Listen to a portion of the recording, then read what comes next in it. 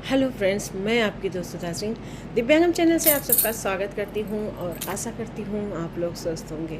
तो फ्रेंड्स, आज मैं एक नई कहानी लेकर हाजिर हूँ, समझ का फेर। अभी कोविड-19 आया हुआ था तो उस टाइम पर हमारे यहाँ लॉकडाउन लगा हुआ था, जहाँ पर आप लोगों ने खुद देखा था कि किस तरह लोग दूसरे शहरों से वापस अपने घर को आ रहे थे। उन्हें कितनी तकलीफ़ों का सामना करना पड़ा, किस तरह वो लोग पैदल चल के कहीं कोई अगर उनको कोई सवारी मिल रही थी तो उससे जो भी कुछ था उनके पास वो लेकर वो अपने घर को वापस आए। लेकिन उसके बाद उनका क्या हुआ ये किसी ने जानने की कोशिश नहीं की। तो ये कहानी आपको सुना रही हैं, सुना तो मैं ही रही हूँ, लेकिन लिखा है सुमन झा दीदी ने, जो गोरखपुर से हैं और वो बहुत प्यारी कहानियाँ लिखती हैं। मतलब यूँ कह सकते हैं कि ज़मीन से जुड़ी हुई कहानियाँ लिखती हैं। तो उनकी ये कहानी है समझ का फेर। तो मैं कहानी शुरू करती हूँ और आशा करती हूँ ये कहानी आप लोगों को बहुत पसंद आएगी। लॉकडाउन की वजह से बिहार लौटे मज़दूर अब हताश हो चुके थे। बेरोज़गारी ने तो मानो उनकी कमर ही तोड़ दी थी। जैसे ही लॉकडाउन में थोड़ी सी ढील मिली, कुकुरमुत्ते की तरह ठेकेदार उग पड़े। सजी सजाई डीलक्स बसें उन मज़दूरों को रोज़गार देने के लिए ढूंढने के लिए बिहार दौड़ने लगी थी। मज़दूर भी खुश थे कि चलो रोज़गार उन्हें मिल जाएगा और एक डीलक्स बस पे उन्हें यात्रा करने का सौभाग्य मिल रहा है। इन्हीं में से कुछ ठेकेदार ने कुछ मज़दूरों की जनरल बोगी में रिजर्वेशन करा दिया था, क्योंकि कोविड-19 के तहत जनरल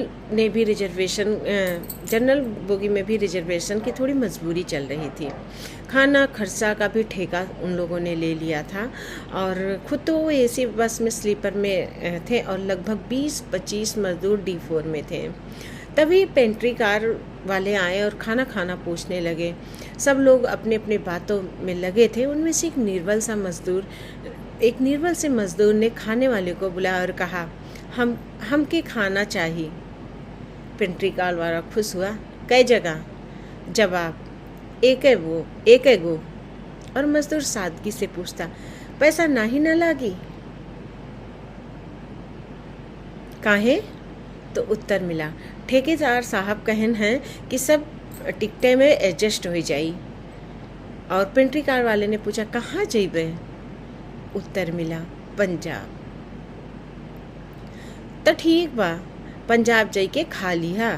बोगी के सारे यात्री ठहाके मारकर हंसने लगे और मैं सोचने पर मजबूर था कि आखिर कब तक इनका शोषण होता रहेगा। अगर जवाब ढेर सारे हैं तो सवाल कुछ कम नहीं थे।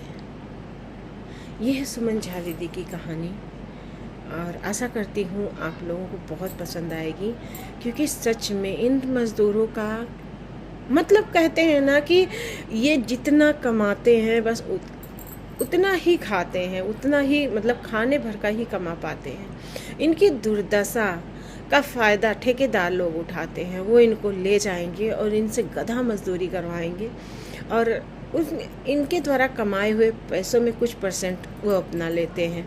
इसी तरह बहुत से लोग जैसे बाहर देशों में जाते हैं कमाने, लोग उनका वीज़ा बनवा देते हैं तो लोग खुश होते हैं कि भैया ने मेरे लिए बहुत किया, मुझे रोज़गार दिया, मेरे लिए बहुत अच्छा किया। लेकिन जब वो बाहर देश में पहुंचते हैं तो उनके साथ क्या क्या घटनाएं होती हैं ये कोई नहीं जानता। घर वाले तो सोचते हैं कि हमारा बेटा, हमारा भाई, हमारा पति कमाने गया है, लेकिन वहाँ पर उन्हें किस दिक्कतों का सामना करना पड़ता है ये कोई नहीं जानता। लोग कहते हैं ना कि आप बाहर जाओ कमाओगे, वहाँ पर ज़्यादा पैसे मिलेंगे, ज़्यादा तरक्की मिलेगी। तो मुझे लगता है ये सिर्फ हमारी एक सोच है। अगर आप मज़दूर हैं तो आप अगर घर से कमाने जा रहे हैं, आपको घर से रोज़गार मिल रहा है तो उससे बढ़िया कुछ नहीं है, क्योंकि आपको जो पैसे मिलते हैं कम से कम वो घर आके आपको दाल चावल सुकून की रोटी तो मिलती है उससे। लेकिन अगर आप बाहर रह रहे हैं तो कमरे का खर्चा प्लस जो ठेकेदार आपको लगाया है वो आपसे कुछ पैसे ले लेगा और खाने पीने का खर्चा सब कट कटा के सब मुझे लगता है वही हो जाता है। और लोग इस बात को समझते नहीं हैं। तो मैम की ये कहानी मुझे आशा है कि आप लोगों को बहुत पसंद आएगी। और मेरी आज थोड़ी सी तबीयत नहीं सही है, इस वजह से अगर कहानी सुनाने में कुछ गलती हो तो प्लीज़ माफ़ कर दीजिएगा।